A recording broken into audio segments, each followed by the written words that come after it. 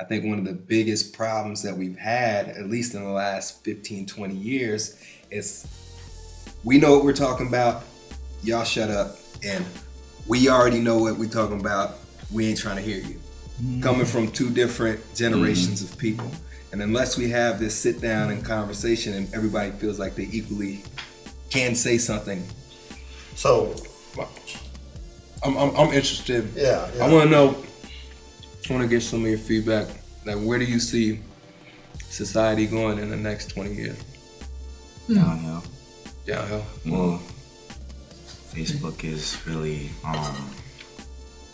somewhere where it's been coming from being like talking to people to being more racist, and then also to being more nudity. I think it's more easy access to be racist through internet and face to face.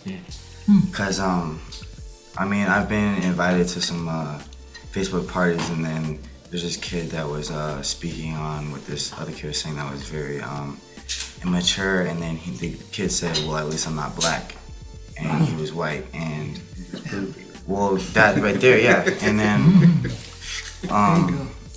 I think that was really kind of like, I had to talk to him, like I tried to message him on Facebook, like, what were you trying to get at, like what was your point? And then this kid that was black, and he like messaged, like he was like commenting, saying like, well, you don't need to like really tell him whatever. And I'm like, well, you're African American yourself, and you're talking about he's your friend, but he basically disrespected you and basically slapped you in the face, but you're saying, oh yeah, he's my best friend. It's like if you wanna like be adventurous, you have to go and talk to every race and see what they do. Like I have a friend that's Mexican. I went over his house and ate the food, and I liked it. And I've been over white kids' houses, ate their food, liked it. I haven't been over Somali's house. I mean, I'm just saying, it's like, but food is you said I'm just saying like, break your brain. I'm just saying like, So important. You gotta like the food. You gotta start off liking the food. It's easier to be an ass on Facebook because I will never see you. Yeah, I will never see you. You're not gonna kick my butt. I mean, well, like you said, it's been happening more and more because people are, hey, I'll get to you, But for the most part, you can be an ass. You know what I mean? I hate this. I think all white people are this. Twitter invites you. Hit send, go hop into bed, go to sleep, or take a tub, watch a movie. wake up, and wake up, look to see your 500 likes and your 4,000 responses, people calling you out your name. But hey, who cares? It's not confrontational. Yeah. But how do we live in this new society? Yeah. As far as even going back to what you were saying, galvanizing ourselves behind a leader. So, on one hand, you had, during the Civil Rights Movement, the centerpiece was the church. Yep. Everybody could agree, and like Professor El-Kati was saying in the car, it was organized bodies of people. Like the church was already an organized body. And now there's such an overabundance of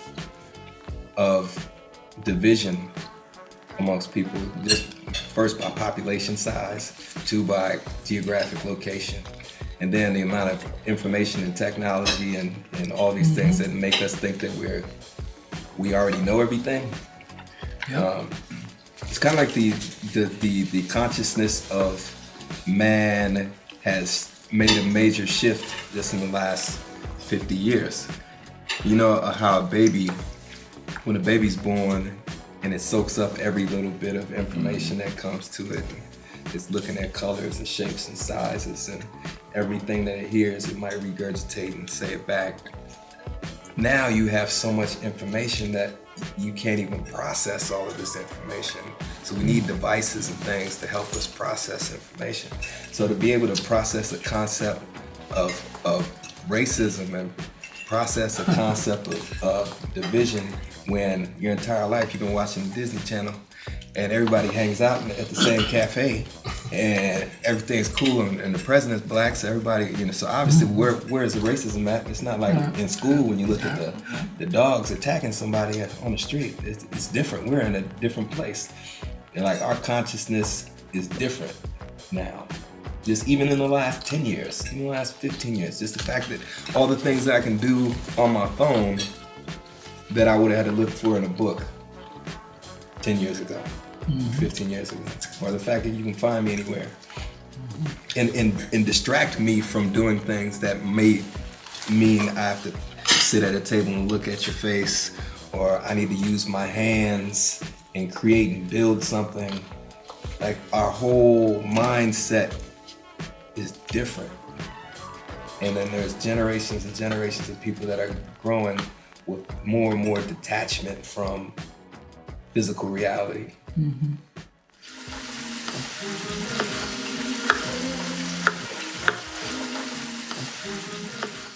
30 years ago, it's that recent, the lowest rate of suicide of any ethnic group was African Americans. That's changed. I don't know, how many of you knew that? Yeah. It messed up Dick Gregory's act. Remember Dick Gregory, the old comedian? He was talking about the low rate of suicide. He said, we don't kill ourselves, And he said the whole history of the Golden Gate Bridge, 300 people jumped off. Only 2 of them were black, and 1 was pushed, But that's no longer true. That's no longer true. The rate of suicide, and I've encountered this. First black person who did that was a young black person who I know, a student of mine.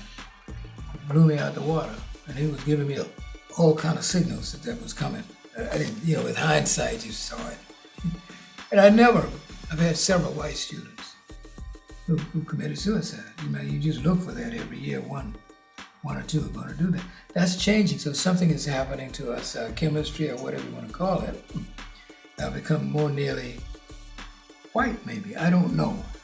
One of the most painful things I experience when I walk around my campus is simply this: is that black students who are being socialized into that environment, they come to school and go to class. It's not a social experience to do good and well in class.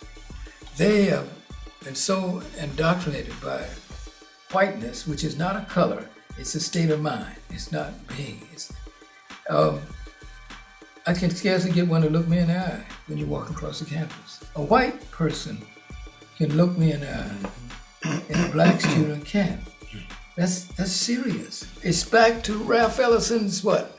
I'm an invisible man. No, I'm not one of you Hollywood ectoplasms. No, I am not one of the ghosts out of the stories of Edgar Allan Poe. I'm a man of substance, of fiber, of liquid, of bone. Might even be said that I possess a mind, but I'm invisible, you understand, simply because people refuse to see me. And these people who refuse to see me are black people. Since when you said that African Americans are native to America, do you think that Native Americans are native to America? No, they are the natives of America. And he was talking about African immigrants. So listen, let's get this straight. This is not now, never has been, and never will be a white country. And that needs to stop. That's foolishness. You know somebody was here before whoever John Wayne showed up. Some people think the country was settled by John Wayne, You white, that's silly. It's not a white country. 2 minutes after the Englishman lit in Jamestown, there are 20 African Americans, well documented. Since the very inception of this country, as Langston Hughes said, we were in America before America was America, before the Constitution was written and this became a state, before George Washington was born. Although he did get a slave for Christmas present at 11 years old. But they were inherited, and then this is crazy. You shouldn't let white people, the Tea Party and nobody, define this as a white country. They keep saying that. There was a time when that was so, you could understand it when black people lay prostrate. We were so flattened by segregation. And the great white man, you usually think about that as a Southerner, but it's not all Southern. But they were the most conspicuous races mad dog type racist. I'm a white man. I'm free, white, and 21. That meant something, you know what I mean? I'm not a slave, I'm a white, I'm really free. And that stuff's gotta stop. This is not white country. It never has been. Du Bois answered that a long time ago. Dr. W.B. Du Bois said, you know, when they said it's my country, you know, the Tea Party people say, Du Bois' answer would be to them, well, how came it yours? Before the Pilgrims landed, we were here. It is here we brought our three great gifts and mingled them with yours. The gift of story, of song, of soft-stirring melody, in an ill-harmonized, incidentally, and unmelodious land. The gift of sweat and brawn to beat back the wilderness, fell the forest, and lay the foundations to this vast economic empire 200 years before your weak hands could have done it.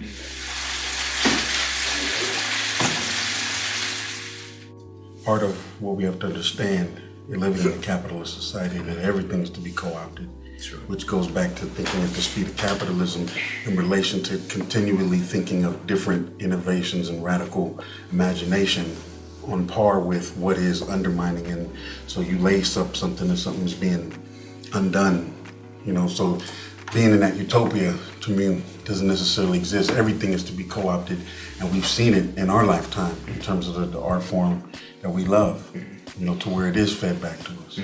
Well, you know, B.B. King says the problem is everyone in his audience It's white. Where is our connection with the roots of the current music? Well, that's the appropriation and the ripoff. Whites have the institution to preserve our heritage. We don't. That's what that's about. But we also have a difficult time appreciating our Of course, heritage because of the history of undermining. we are black, and black is bad, no good, and so forth. And too many of us have genuflected to that. I mean, he's got a PhD, you know, honorary PhD. And whites elevate it, absorb it, appropriate it, call it American, which means it's not black. and it goes on and on and on. And black people, not all black people, thank God for Langston Hughes and people like that who've resisted that. You know, you take them up blues and you go on, you sing them on Broadway, you sing them in a Hollywood bowl, and you mix them up with symphony so they won't sound like me. You also take them out spirituals and you go on. You mix me in Macbeth and Carmen Jones and all kind of swing Mikados and everything but what's about me. But someday somebody's gonna stand up and talk about me, sing about me, black and beautiful, and put on plays about me. I'm reading this book by Howard Kushner called The Book of Job. Mm-hmm. I'm not a religious person, but I do appreciate the ideas, as you point out. But one interesting thing is talked about before the mirror was invented or created. People's only way of understanding their standing in the world was in other people's eyes. Mm-hmm. And how powerful, that just struck me. It's just like, so then I think about young black men and how do they look at each other, and how do the teachers look at them, and how do the police officers look at them, and how do they then learn about their value when they're looking in other people's eyes that don't value them. Mm-hmm. I've been to prisons as a prisoner. and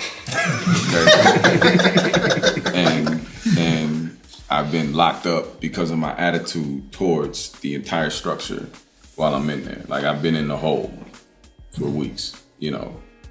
And the people that I see in there, as Mark was saying, there are some very intelligent people in there. But a part of me feels like that's why they're in there. Mm-hmm. Because an intelligent person is going to make the best of any situation that they're handed in order to survive. That's basic human instinct. Now, what concerns me is, like, there's a part of me, like, I'm a single father and I raised my kids myself. Everything that I've gone through, there's certain things that were nothing more than necessity that I don't pass on to my kids. Okay? I operate as a vaccine for my kids when it comes to certain things, period. When I look at my community, though, there's a lack of self-confidence. Like a lot of people don't know my background until I tell them. And they look at me and be like, how did you do what you did? And I always let them know it doesn't matter where you've been. It's all upstairs. My mom, the second that I got out of prison, she asked me one question. Now, is this experience going to break you? Or are you gonna redefine yourself by your means and your terms? And I had to sit and meander that for a while. And I made a decision. And I like to think I made a pretty decent one at this particular point in my life. All right, so then the last question I would pose, confused. I appreciate everybody coming out, breaking bread with your brother. I appreciate it. But so the last question I pose to you guys is then, what next? So how do we make 20 years from now, 2012, part of Black history or the Black history, apart from Obama, you know? So let's flash forward 20 years. What can we do right now if we had the power, which we do, as Nick says, we have the power within ourselves. So what can we do starting tomorrow to change things? I realize if you're lucky, life is long, and learning and education has to continue throughout. Right. And we also have young adults who are undereducated, who are maybe even coming out of prison trying to figure out what's the next thing to do, hopefully having had a lesson learned and a shift. So I think we also have to recognize that in order to teach the children, we need some educated adults. We're doing that, and we can't write someone off once they're in their 20s and they have made some bad choices and they have limited themselves. Because I, in my own family, have folks who have made bad choices or different choices growing up and have tried to find ways to repair and redeem and to make changes in their own lives as they get older. And I think that's an important aspect. Is I'm always trying to get smarter and better and know more and challenge myself and grow, make myself tomorrow better than myself today, and recognize that my adult peers have to be in that mentality also, not to accept the status quo and be complacent and settle, but to reach out to help others, to bring others along, to take responsibility if we've made it, to help others, bring others along. And that's also the adults in our community that are oftentimes 20-something and feeling like they have nothing left in their life to accomplish. And they don't have the self-confidence and the belief in themselves to say, I can make a change. Life is long, I can still make a difference. I can still make an impact. I can still make something. They're the only resource that we have. The only natural wealth that any people or culture group has is children. I remember I was in Kenya, visited some years ago, for a few weeks or whatever, to a friend. And one of the things, I met some of the people who are hard to meet, they call my side. Tall, graceful looking people.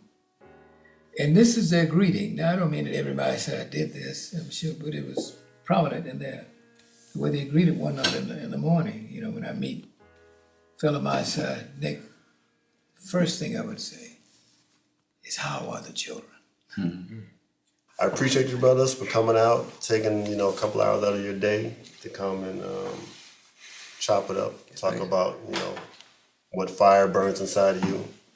And all I ask is that, it's on the lines of what Nick was saying, let's just pay it forward. And, Appreciate you allowing us to Yeah, I think eat this your is a food, great brother. idea.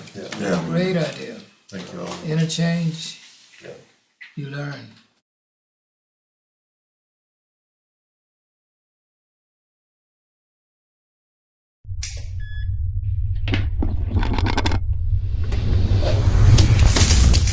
So, you can't eat it, you can't pick it up, and you can't touch it, and you can't taste it, but it's here, baby.